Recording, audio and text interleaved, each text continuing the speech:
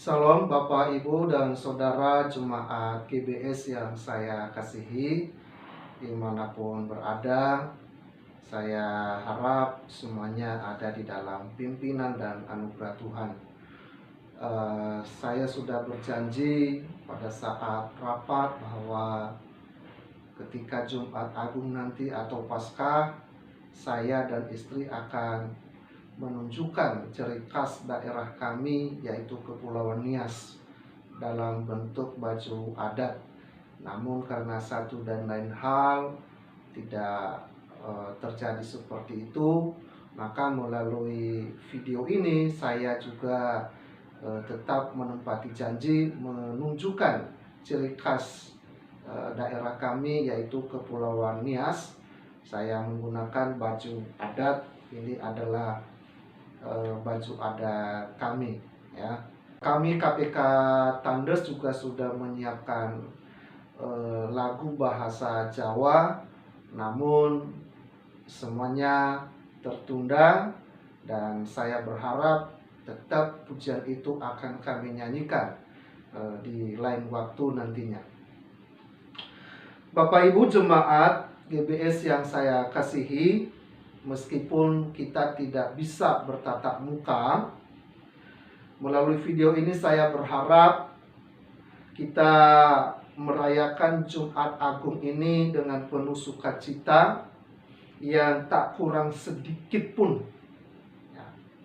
Dan kita juga berdoa supaya COVID-19, yaitu virus corona, segera berlalu sehingga seluruh tatanan masyarakat kita di NKRI dan juga ibadah kita bisa kembali normal.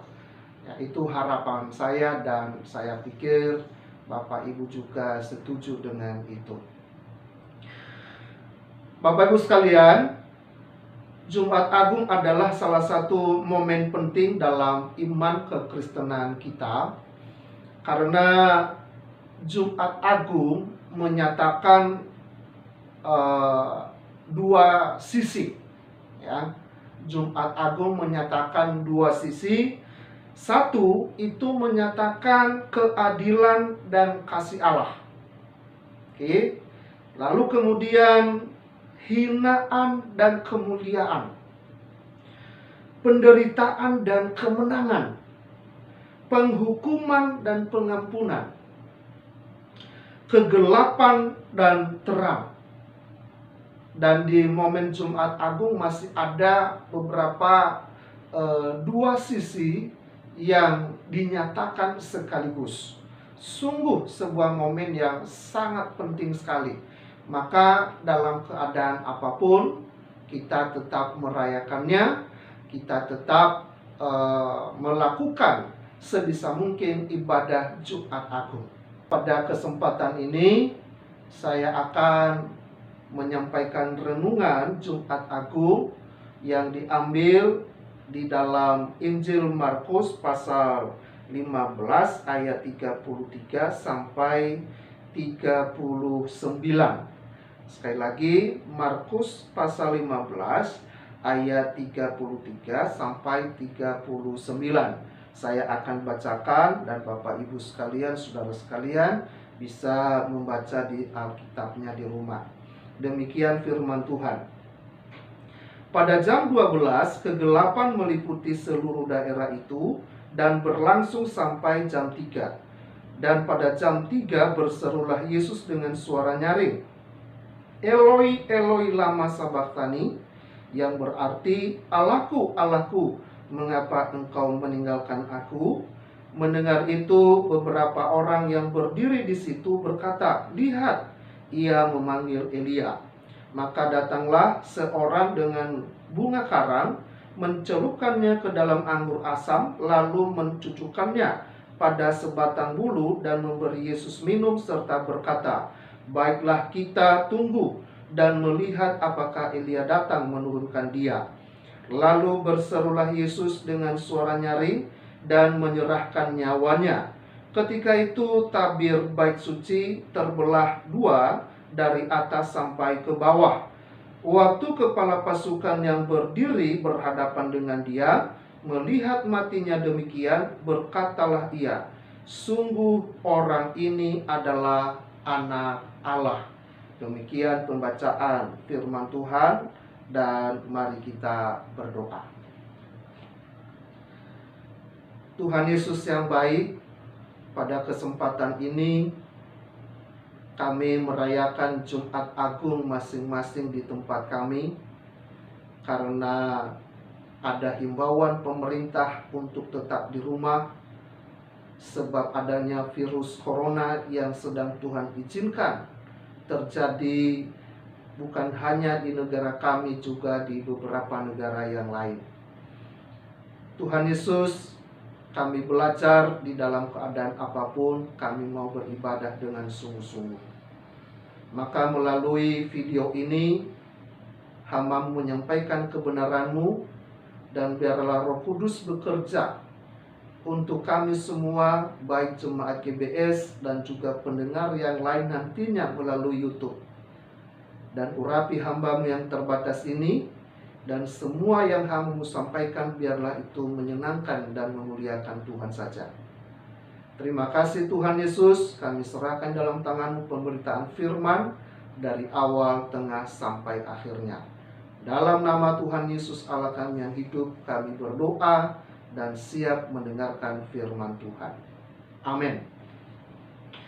Bapak Ibu sekalian, sebelum kita merenungkan Markus 15 ayat 33 sampai 39, kita melihat sekilas jalan salib yang Tuhan Yesus jalani, yang Tuhan Yesus lalui sebelum sampai ke Bukit Golgota untuk disalib. Sebelum Tuhan Yesus setelah Tuhan Yesus melewati berbagai tahap dan berbagai macam siksaan, ia dibawa ke Bukit Golgota untuk disalib di sana. Dengan kondisi yang sangat lelah, secara pelan Tuhan Yesus berjalan menuju tempat hinaan tersebut dan juga sekaligus tempat kemuliaan. Ya. Sekali lagi bahwa Bukit Golgota satu sisi tempat hinaan bagi Tuhan Yesus, tetapi juga tempat kemuliaan. Tentu ini bukanlah perjalanan yang mudah Bapak Ibu. Sepanjang malam Tuhan Yesus menjalani serangkaian pemeriksaan intensif oleh imam-imam kepala dan juga pemuka agama Yahudi. Dalam keberadaannya sebagai manusia, Yesus merasakan kelelahan sama seperti kita. Akan tetapi demi memuaskan hati Bapa yang sedang menyala-nyala karena dosa saya dan Bapak Ibu dan saudara sekalian, Tuhan Yesus melakukannya dengan penuh ketaatan, dengan penuh kesabaran dan ketekunan, sampai dia ke Bukit Golgota untuk disalibkan. Nah, akhir jalan salib yang Tuhan Yesus jalani, setelah sampai di Bukit Golgota, Tuhan Yesus mengakhiri seluruh perjalanan penderitaan yang ditentukan baginya. Ya. Tuhan Yesus menyelesaikan semuanya dengan sempurna, tanpa cacat sedikit pun. Puncaknya Yesus disalib, digantung layaknya orang sangat amat berdosa di atas kayu salib. Semua Tuhan Yesus jalani demi saya dan Bapak Ibu jemaatnya. Di atas kayu salib Tuhan Yesus digantung. Disinilah puncak segala penderitaan yang dijalani oleh Tuhan Yesus. Dihukum tanpa ampun, dipermalukan, dihina, dilecehkan, direndahkan. Luar biasa. Sekali lagi Tuhan Yesus melakukannya dan menjalaninya, melewatinya, ya, tanpa cacat sedikit pun, untuk saya dan Anda, supaya memperoleh kehidupan yang kekal, memperoleh pengampunan Bapa di sorga. Bapak Ibu sekalian, kalau kita lihat Injil Markus tadi pasal 15 ayat 33 sampai ke 39, maka setidaknya ada 4 kisah penting dalam penyaliban Tuhan Yesus. Dan itu yang akan menjadi renungan Jumat Agung yang saya sampaikan pada saat ini. Pertama, bahwa kegelapan meliputi daerah itu. Sebelum Tuhan Yesus mati, terjadilah kegelapan yang meliputi daerah itu. Memang tidak dirinci kegelapan seperti apa yang terjadi. Apakah gelap gulita, apakah gelap pekat seperti yang terjadi di Mesir ketika Tuhan mendatangkan tulah kepada Firaun dan rakyatnya? Tidak dijelaskan. Tetapi yang jelas bahwa kegelapan itu berlangsung dari jam 12 sampai jam 3 sore. Nah, kegelapan dalam Alkitab identik dengan hukuman Tuhan. Seperti yang saya sudah ingat tadi, bahwa ketika Tuhan menulahi Firaun dan rakyatnya dengan tulah kegelapan, Bapak Ibu. Ketika Tuhan menghukum Firaun, ya, Tuhan mendatangkan tulah kegelapan atasnya. Jadi kegelapan memang di dalam Alkitab identik dengan hukuman Allah. Di atas kayu salib Allah menimpakan segala hukuman dosa kepada Yesus yang seharusnya ditimpakan kepada kita. Ya. Jadi apa yang sedang Tuhan Yesus kerjakan di atas kayu salib adalah hukuman Allah bagi manusia. Adalah hukuman kita karena dosa kita. Harusnya kita yang menjalani semua itu. Harusnya kita yang menderita seperti itu. Tetapi Tuhan Yesus menggantikan kita. Maka murka Allah ditimpakan kepadanya. Kegelapan pun datang. Yang kedua, Bapak Ibu sekalian, Eloi, Eloi lama sabachthani, yang berarti Allahku, Allahku, mengapa engkau meninggalkan aku? Yesus berseru dengan suara nyaring, Allahku, Allahku, mengapa engkau meninggalkan aku? Ini ironis, Bapak Ibu. Dalam konsep Allah Tritunggal, Bapa, Anak, dan Roh Kudus itu tidak bisa dipisahkan. Dan tidak pernah dipisahkan. Dari kekal ke kekalan, tidak pernah. Tapi dalam peristiwa penghukuman di atas kayu salib, terjadi perpisahan antara Bapa dengan Anak dan Roh Kudus. Khususnya perpisahan Anak dengan Bapa. Bapa memalingkan mukanya. Bapa meninggalkan anaknya. Bapa tidak bisa lagi memandang anaknya karena hebatnya dan kotornya dosa yang sedang ditanggung oleh anaknya itu. Jadi Bapak Ibu bisa membayangkan betapa kotornya dosa, betapa jahatnya dosa. Sehingga Bapa memalingkan wajahnya, berpaling dari anaknya, meninggalkan anak yang dia sayangi, yang dia cintai, yang dikasihinya. Anak tunggalnya, yang tidak pernah terjadi di sepanjang sejarah kekekalan di dalam kerajaan Allah. Ironis bukan? Tapi semua terjadi hanya untuk saya dan Bapak Ibu. Allah itu suci.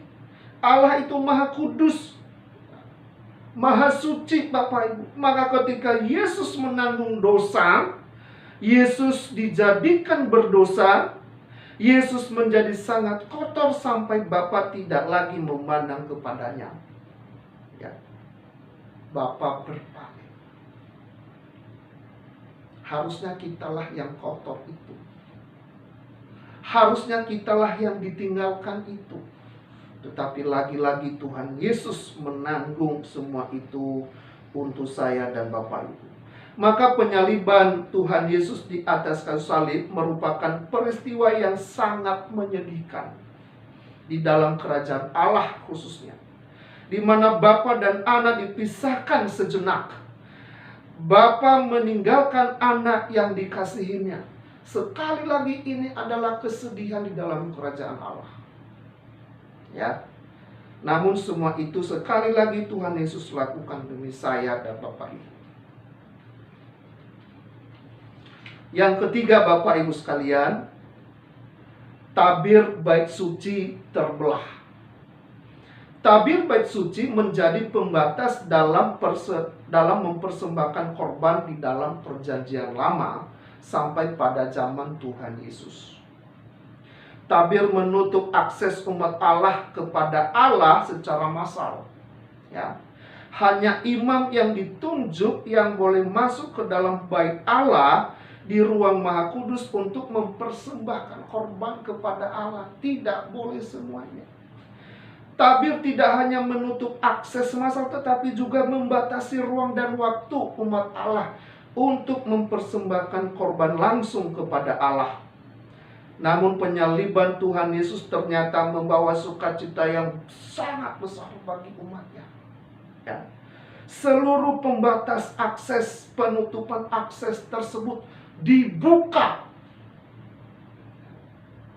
Bayangkan beberapa hari ke depan atau beberapa minggu ke depan, ya, status social distancing akan dicabut Bapak Ibu. Itu akan sangat memberi kelegaan yang sangat besar untuk kita. Ya. Kalau social distancing sudah dicabut, kita bisa bersalaman, kita bisa duduk berdekatan, kita bisa mengobrol langsung dan lain sebagainya. Ya.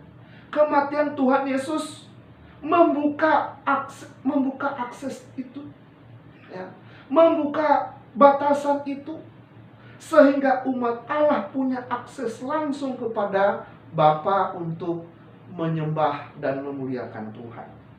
Ya. Jadi penyaliban Tuhan Yesus membuka akses selebar-lebarnya bagi kita anak-anaknya untuk masuk dalam ruang Maha Kudus, yaitu langsung di hadapan Allah. Yang keempat Bapak Ibu sekalian, yaitu kesaksian kepala pasukan. Kesaksian kepala pasukan, dia mengatakan ketika dia menyaksikan, melihat kematian Tuhan Yesus di atas kayu salib dan apa yang terjadi, dia mengatakan sungguh orang ini adalah anak Allah. Ini adalah kesaksian yang sangat penting, ya, karena diucapkan oleh orang yang tidak percaya kepada Tuhan. Oke. Mengungkapkan kebenaran beberapa hal. Satu, bahwa penyaliban Yesus sungguh terjadi. Jadi ini adalah mematahkan sebuah rumor yang terjadi sampai sekarang. Ada kelompok-kelompok tertentu mengatakan Yesus itu nggak disalib. Yang disalib itu justru Yudas sebenarnya. Kesaksian kepala pasukan mematahkan rumor itu. Justru melalui kesaksiannya kita melihat bahwa memang Tuhan Yesuslah yang disalib itu. Ya. Yang kedua, bahwa semua peristiwa yang tercatat berkenaan dengan penyaliban adalah fakta sejarah yang dapat dipertanggungjawabkan. Kesaksian kepala pasukan ini juga menunjukkan bahwa kemungkinan kepala pasukan ini telah mendengar tentang Yesus semasa hidupnya.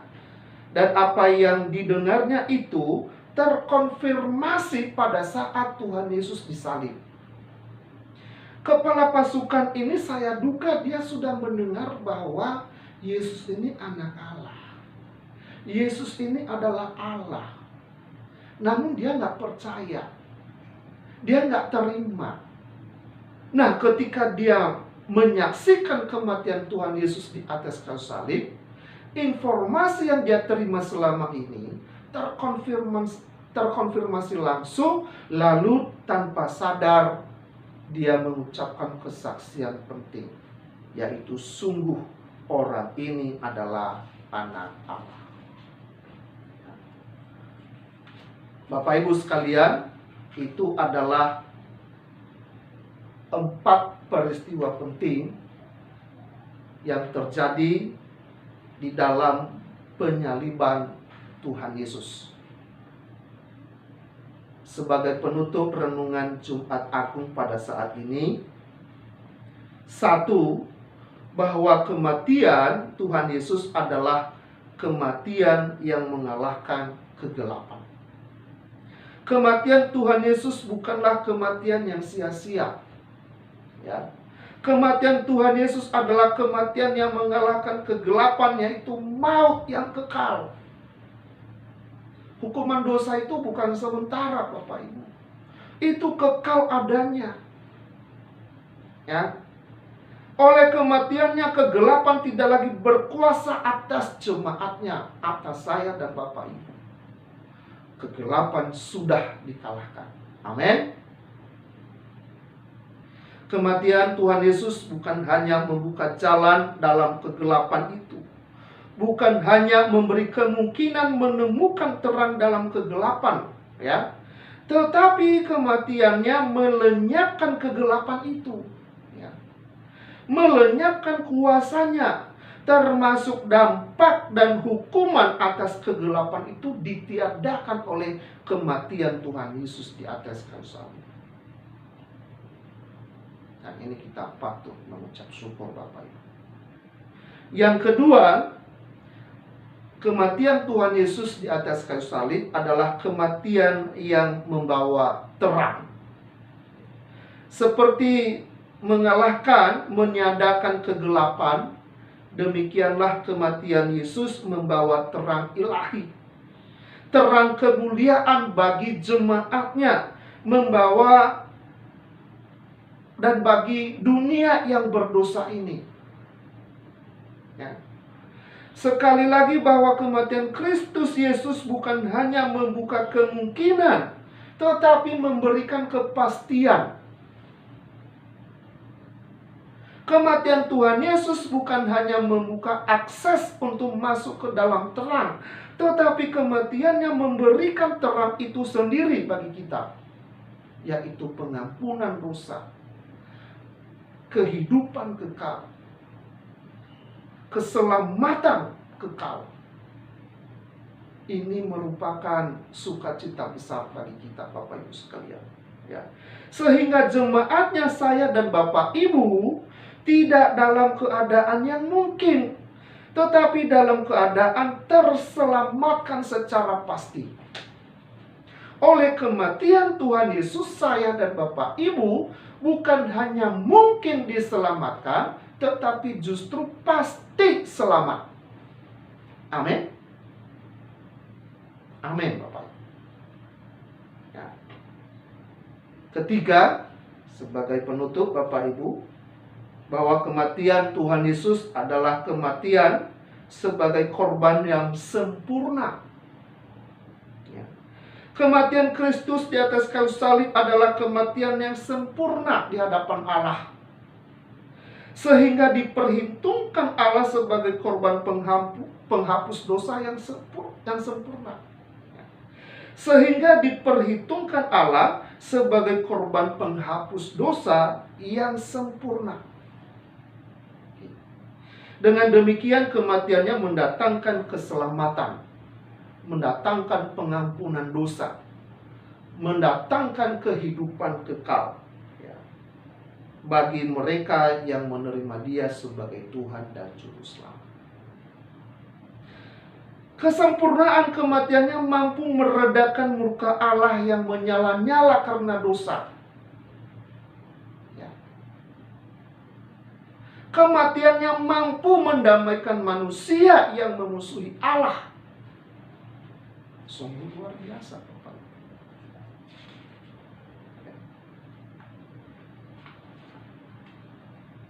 Dulu kita ini memusuhi Allah, Bapak. Kita nggak mau taat sama Tuhan. Tetapi Tuhan Yesus di atas kayu salib, Dia mendamaikan kita, sehingga kita menjadi umat Allah. Kita menjadi umat kesayangan Allah. Keempat, Bapak Ibu, yang terakhir, kematian Tuhan Yesus di atas kayu salib adalah kematian yang menjadikan kita saksi. Sinar dan kemuliaan kemenangan Kristus di atas kayu salib seyogianya terpancar dalam kehidupan iman kita sebagai jemaatnya. Ya. Kematian Kristus harus terpancar dalam kesaksian akan Injil. Ya. Bahwa di dalam Yesus ada terang, ada kabar baik, yaitu keselamatan, Bapak Ibu. Dan pada akhirnya kematian Tuhan Yesus Kristus memberi kita kemenangan sejati. Ya. Menuntun kita ke dalam terang ilahi yang kekal dan menjadikan kita saksinya, sebagaimana kepala pasukan Romawi juga pernah menjadi saksinya. Kalau orang yang tidak percaya saja bisa menjadi saksi, ya, Kristus pada waktu dia disalib, maka seharusnya kita yang sudah menerima berkat kematiannya, berkat pengorbanannya di atas kayu salib, harusnya kita menjadi saksinya juga. Terang kematiannya, terang kemenangannya itu, ya, harus terpancar di dalam kehidupan kita sebagai anak-anaknya, dalam kehidupan iman kita, di dalam kehidupan berjemaat kita, di dalam kehidupan kesaksian kita, ya, dan lain sebagainya. Maka tahun ini tema Paskah kita adalah bangkit bersinar. Bangkit bersinar. Biarlah kematian Tuhan Yesus, kuasa kematian Tuhan Yesus di atas kayu salib membangkitkan kita, menyinari kita untuk menghidupi karakter Kristus dalam kehidupan kita sehari-hari, dan untuk menjadi saksinya bagi dunia, bagi orang-orang sekitar kita. Saya akan membacakan satu kutipan, yaitu kutipan Matthew Henry terkait dengan kematian Tuhan Yesus. Ya, ini sebuah kutipan yang sangat baik sekali, dan saya akan baca, Bapak Ibu bisa saling merenungkan pengorbanan Kristus, kematian Tuhan Yesus yang menyelamatkan kita. Saya baca, Bapak Ibu sambil merenungkan makna Jumat Agung yang saat ini sedang kita rayakan. Kematian yang dialami Kristus, mati di atas kayu salib, sebuah kematian yang berlumuran darah, menyakitkan dan memalukan. Kematian yang penuh dengan kutuk. Dia dipakukan di atas kayu salib sebagai korban yang terikat di mezbah, sebagai seorang juru selamat yang ditetapkan untuk menjalani semuanya itu. Telinganya ditindih ke tiang pintu Allah untuk melayani Allah selamanya. Dia diangkat ke atas seperti ular tembaga, tergantung di antara sorga dan bumi. Oleh karena kita tidak layak berada di antara kedua tempat itu, kita diabaikan oleh keduanya. Tangannya terentang untuk mengundang dan memeluk kita. Dia tergantung di kayu itu selama beberapa jam. Perlahan-lahan fungsi pikiran dan mulutnya melemah, sehingga akhirnya mati. Supaya dengan begitu dia dapat menyerahkan dirinya sendiri sebagai korban untuk saya dan Bapak Ibu sekalian. Kiranya renungan singkat ini memberkati kita semua dan menolong kita untuk merenungkan kembali makna Jumat Agung, yaitu makna kematian Tuhan Yesus di atas kayu salib yang sudah terjadi untuk kita, anak-anaknya yang percaya kepadanya. Saya akan menyanyikan sebuah lagu ya, yang diambil dari buku lagu PPK, yaitu Puji-Pujian Kristen nomor 55. Dan nanti saya harap Bapak Ibu di rumah juga bisa mengikuti lagu ini. Kemudian kalau Bapak Ibu punya HP Android, silakan di aplikasi Alkitab ada kidung di situ dan diunduh PPK-nya, lalu kemudian dicari judul Di Bukit Golgota ya, atau PPK nomor 55. Di Bukit Golgota nampaklah salibku, matahari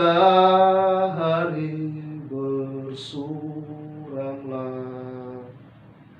Yesus anak Allah meninggalkan surga, mati bagiku yang berdosa.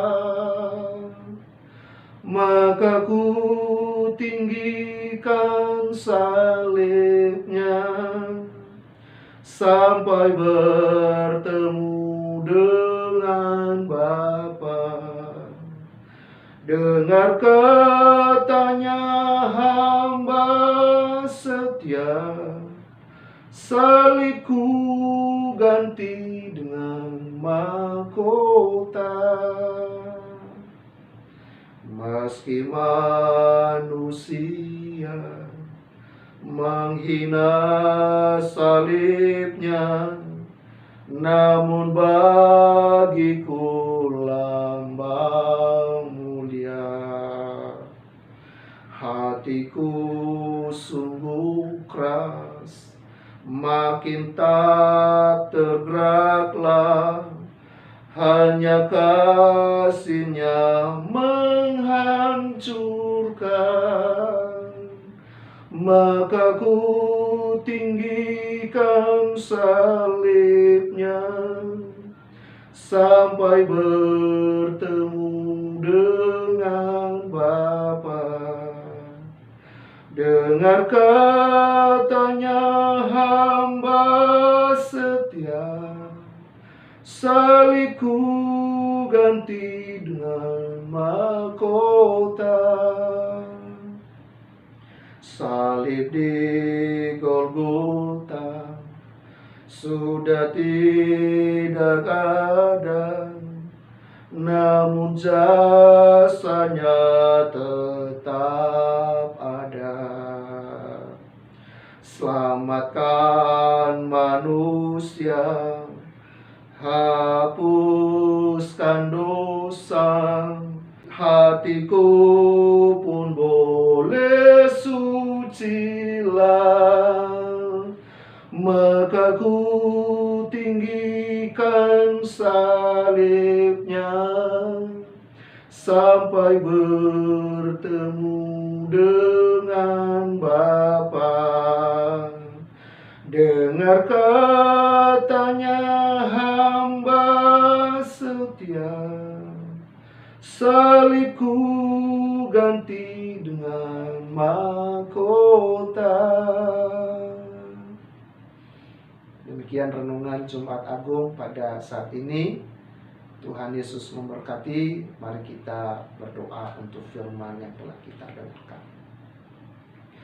Allah yang kami sembah di dalam nama Tuhan Yesus, kami mengucap syukur Tuhan karena melalui firman-Mu kembali mengingatkan kepada kami akan pengorbanan Kristus yang begitu hina sekaligus mulia di atas kayu salib. Terima kasih Tuhan Yesus, Engkau telah rela mati, rela disiksa, rela dihina. Seharusnya kamilah yang menjalani itu. Namun Tuhan telah mengganti kami supaya kami anak-anak-Mu tidak menjalaninya, melainkan beroleh kehidupan yang kekal. Tuhan Yesus, terima kasih Bapa. Pada saat ini kami juga ingat di dalam doa untuk bangsa kami yang sedang dilanda oleh pandemi COVID-19. Kami berdoa untuk pemerintah, khususnya Kementerian Kesehatan yang sedang berjuang untuk melawan COVID-19 ini. Tuhan Yesus, kiranya kuasa kematian-Mu mengalahkan COVID-19 ini Tuhan. Darah Yesus yang telah tercurah di atas kayu salib membasmi virus corona ini Tuhan, dan segera mengangkatnya dari bumi kami Indonesia, bahkan seluruh dunia. Tidak ada yang mustahil bagimu Tuhan. Darah-Mu sangat besar kuasanya. Maka kami percaya darah-Mu mampu membasmi virus corona ini. Dan juga saudara-saudara kami yang telah positif, biarlah darah Tuhan Yesus juga menyembuhkan mereka. Kuasa kematian Tuhan Yesus juga menyembuhkan mereka. Terima kasih Tuhan Yesus, hamba-Mu berhenti berbicara. Biar Roh Kudus yang akan menolong kami dan memimpin kami, sehingga firman yang telah kami dengarkan ini kami bisa lakukan di dalam kehidupan kami sehari-hari. Di dalam nama Tuhan Yesus Allah kami yang hidup, kami berdoa dan mengucap syukur. Amin. Selamat Jumat Agung. Tuhan Yesus memberkati. Sampai ketemu lagi dalam waktu dekat di ibadah langsung, muka dengan muka di gereja.